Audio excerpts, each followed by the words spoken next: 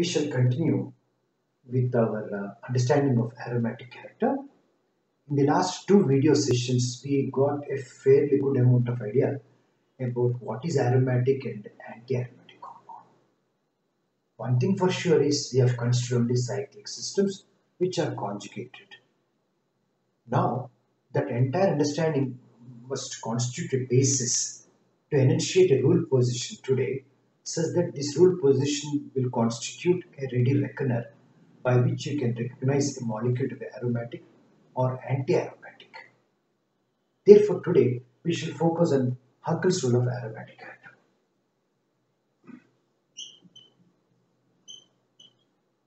Huckel's rule of aromatic character or aromaticity. Now, what are the points that are non-controversial that we have acquired last year? We said that must be cyclic and it must be conjugated and it must be planar and that specified number of electrons must be exactly corresponding to 4n plus 2 pi electrons with the value of an integer 0, n is equals to 1, 2, etc. So whenever a molecule corresponds to these following qualifying statements, we intend to call that as an aromatic molecule. Suppose if it is having the first three descriptions, cyclic, conjugated, planar, but the specified number of electrons is not equal to this, but it is falling short by number 2, then it is called as, everything is the same, but this is the first one. Second is if 4n pi electrons are there, then we call that as anti-aromatic molecule. We shall now try to understand them along with one more thing that we have encountered last class is about non-aromatic character also. Before it, go back to the same molecules and try to use Huckel's rule as a touchstone to find out whether they are aromatic or anti-aromatic or something else. Try to understand these numbers, very fairly simple. This indicates what? If you remember the molecular orbital diagram we have drawn for benzene, the lowest orbital accommodates 2 electrons, if you remember, and above them we have degenerate set of orbitals which can accommodate 4. That means it constitutes completely filling of the orbitals, 4n plus 2. Suppose this 2 is dropped down, if you have the next situation, always the first 2 electrons will go for the least orbital. The next is degenerate, is it not? They will be incoming, 1 each as per Hund's rule. We have to accommodate 1 electron, and the next one we don't pair it up, it goes to next degenerate orbital. That means there is an incomplete shell. Whenever incomplete shell at the bonding level is there, you have to conclude this is not a stable situation. Okay, that is the basis. In case if you're suddenly forgetting what is this, you must try to have a basis for this rule position here. So I will take this and try to see whether we can again go back to the molecules and try to understand aromaticity or anti-aromaticity again. Suppose imagine I am taking the first molecule 4-enulin. 4-enulin, that is nothing but cyclobutadiene, 4 carbons, buta and diene. As you can make it out, this is cyclic, this is conjugated, and each corner has sp2 hybridization, each corner. Therefore, sp2 means flat surface, planar surface. And I can write down the resonating form showing the delocalization for this. And in this case, delocalization of electrons due to conjugation does not give stability because it corresponds to 4n pi electrons. Now, what is the value of n here? N is equals to 1 because we have 2 pi electrons here and 2 pi electrons here, therefore 4 pi electrons, is it not? If n value is 1, then this becomes what? It becomes 4 pi electrons. That means our electrons are not completely filling the bonding level. There is a vacancy, something like an open shell. Therefore, this molecule is not stable even though it is conjugated, cyclic, planar. Just because of this shortage of 2 electrons, it has become anti-aromatic in nature. Last video session we have in fact described cyclobutadiene in detail by telling how difficult it is to isolate, because so many sensitive conditions need to be adopted to isolate this butadiene. Now I will be taking next aniline 6. 6 aniline. Now what is the meaning of 6? Directly you can tell yourself. In that case 4n plus, always we'll keep this in mind. Therefore n value will be 1, is it not, to get 6 pi electrons? That's the meaning of 6 here. 6 aniline, we expect it to be aromatic. Therefore, if I have to write the familiar example of benzene, KQLA structure, and one more KQLA structure I can write down. This is what you have. These two are KQLA structures. Apart from this, we also have 3 more structures called as Dewar structures. All put together indicate benzene must be having tremendous delocalization. Apart from the delocalization, what is the main thing right now we are keeping in mind is this 4n plus 2 pi electrons. Meaning thereby the 6 n values, one is not the 6 pi electrons which constitute the ring current are all fully occupying the bonding molecular orbitals. Therefore, benzene molecule is very stable. In fact, this stability dictates its chemical characteristics, namely, it can participate only in electrophilic substitution. If I take now the next molecule, 8 aniline. 8 aniline. That means directly it must follow 4n rule only, is it not? Are you getting that point here? So the example is cyclooctatetraene. Cyclooctatetraene. Therefore, my molecule is, it looks like this. Double bond, single bond, double, single, double, single, double. Conjugated. Therefore, I can write down, if I want, the other structure showing the shift of electrons to resonating structures. I can show you. I will write it again. My double bond, I shifted the location, the next resonating structure. This is how it looks like. It is cyclic, it is conjugated as per the indication, maybe planar, and it also contains 4n. Therefore, we must have concluded as per the Huckel's rule, it may be anti-aromatic character. At this stage, I suggest don't be hasty. Please understand the properties of cyclooctatetraene clearly indicates it is not an unstable molecule. As a matter of fact, without undergoing any decomposition, without any change of chemical composition, it boils to 150 degrees centigrade. It cannot be unstable compound. Secondly, it undergoes those chemical reactions which indicate that of presence of a double bond. Double bond is otherwise called an ene compound, is it not? Just because we are having so many enes here, 4 enes, more than one ene, therefore this is called as a polyene. The characteristic reactions of cyclooctatetraene are that of a polyene. Therefore, this cannot be called, just because it contains 4 electrons, as anti-aromatic compound. In fact, this is called as non-aromatic compound.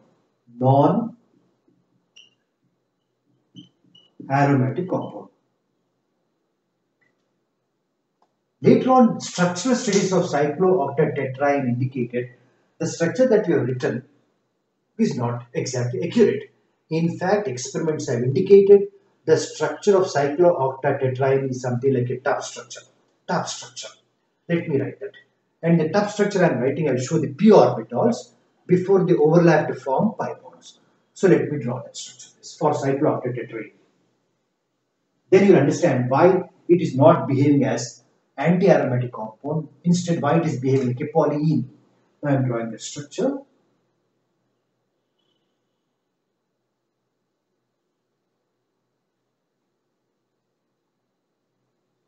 There are 8 corners, you can easily make it out here. That means it is a 6 8 carbons, sorry, C8 carbons here. And of course there are hydrogens which I am not indicating either, but I will be drawing only the p orbitals. To start with, I will draw one p orbital here in this plane. I think they are parallel to each other. Therefore, the condition is satisfied, they can overlap. This portion is planar, p orbitals are parallel. Now what about these corners, please? Or this corner? I don't think the overlap characteristics are good. This part is not planar. Neither this part is planar. That means here pi bonds may be localized.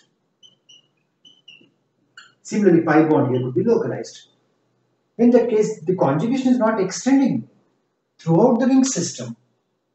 Just because it contains 4 and pi electrons, we should not give a gross misrepresentation of Hooke's rule. This is not anti-aromatic. It should be called as non-aromatic molecule. Now, if this is the case, we are having 3 cyclic compounds: anti-aromatic, aromatic, and non-aromatic compounds. Let us extend this to some more aniline compounds now. For example, I am having, next we have talked about 4 aniline, 6 aniline, 8 aniline, now we will be talking about 10 aniline.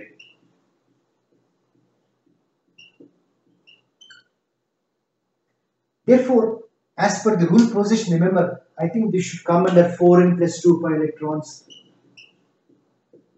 Is it not? The n value is 2. It becomes 10 electrons. Try to follow. The rule position must be interpreted in a mature way with proper understanding of the spirit of Hooke's rule for aromatic atom. Suppose if I am to draw 10 carbons in one cyclic system, how do we draw that first point? I will tell you how to draw that. So what you do is, to draw this structure, I am indicating I am following this method. Therefore, I am recommending that you also follow this method to get a very good structure for 10 aniline. So first of all, I will draw a big circle. Big circle. And here I am taking, imagine, I am coming. This is 1, 2, 3, 4, 5, 6, 7, 8, 9, 10.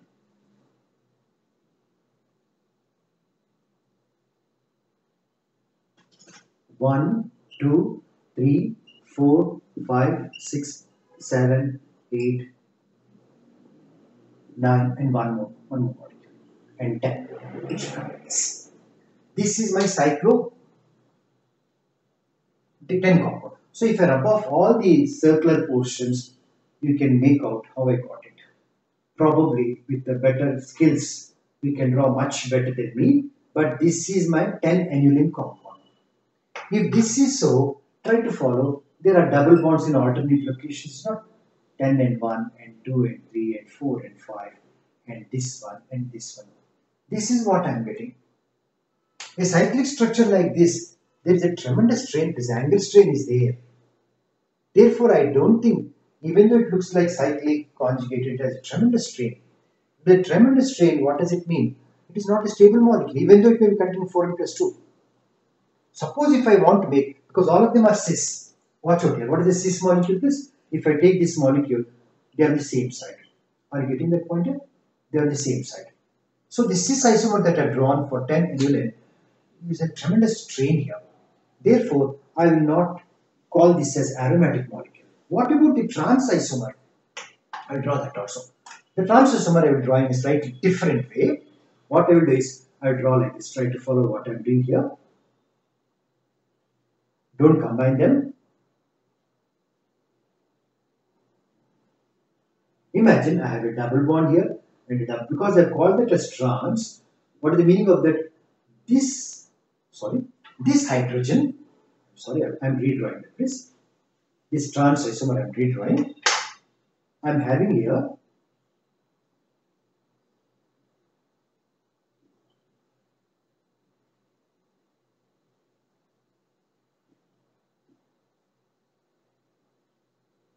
so n value corresponds to, therefore it must be. Now because it is trans, there is one hydrogen here and there is another hydrogen here. 1, 2, 3. Sorry, it must come here. Is it not because of the sp2 hybridization? So they must come like this, these two hydrogens. These two hydrogens cause again a problem, steric problem. Even trans isomer is not stable. Therefore, let it contain 4n plus 2 pi electrons. Whether the structure that we are writing imparts stability to the molecule or not also must be checked out. Suppose if these two hydrogens are knocked out, then I will get a double bond here, is it not? Then what is this molecule? Naphthalene. And naphthalene is aromatic because it corresponds to 4n plus 2 pi electrons. But right now I cannot include naphthalene here because I am taking only particular category of aniline molecules which look like one single cyclium. Okay, but keep this point in mind. 10 aniline to become more stable loses 2 hydrogens to form naphthalene. After 10, what do we have, please? Now see a trend that I am talking here. I can write down 12 aniline, 14 aniline, 16 aniline, 18 aniline, and 20 aniline. Even number of carbons. All these compounds are anilines. Anilines. Now try to appreciate this point here. Some of them correspond to 4 and some of them correspond to 4n plus 2. For example, this corresponds to what? This 12 this corresponds to 4n plus 4n only. Correct? 3 times. And again 16 corresponds to what? 4n rule. Again this corresponds to what? 4n rule. Whereas this 2 corresponds to 4n plus 2 rule and 18 corresponds to 4n plus 2 rule. Again the point of caution. As we have kept in mind for cyclooctet tetraene, that is 8 aniline, just because it contains 4n, don't jump to the conclusion by telling this is anti-aromatic. In fact, all these 3 molecules, that is 12 and 16 and 20, are non-aromatic. That means the planarity has been sacrificed for them. Whereas remaining 2, of course, they are out and out aromatic systems. I have just written this so that you can see a trend about what I was talking here. Okay, so to this if you add what? If you skip 10 aniline, what we are left out with here is 8. 8 also corresponds to 4n, it is non-aromatic, correct? About 6, it is aromatic. 4 is anti-aromatic. So not many anti-aromatic compounds are coming. By and large, we are encountering more of non-aromatic compounds only. But some such thing, if you can try to make out, you'll also understand the importance of 4n or 4n plus 2 rule position with the requirement of a planarity. If planarity is lost for the same 4n, we are likely to have what is called as non-aromatic character. So, Huckel's rule has extensive application by which we can recognize whether a cyclic compound which is conjugated apparent must have planar, may or may not be anti-aromatic or aromatic, or it could be non-aromatic also.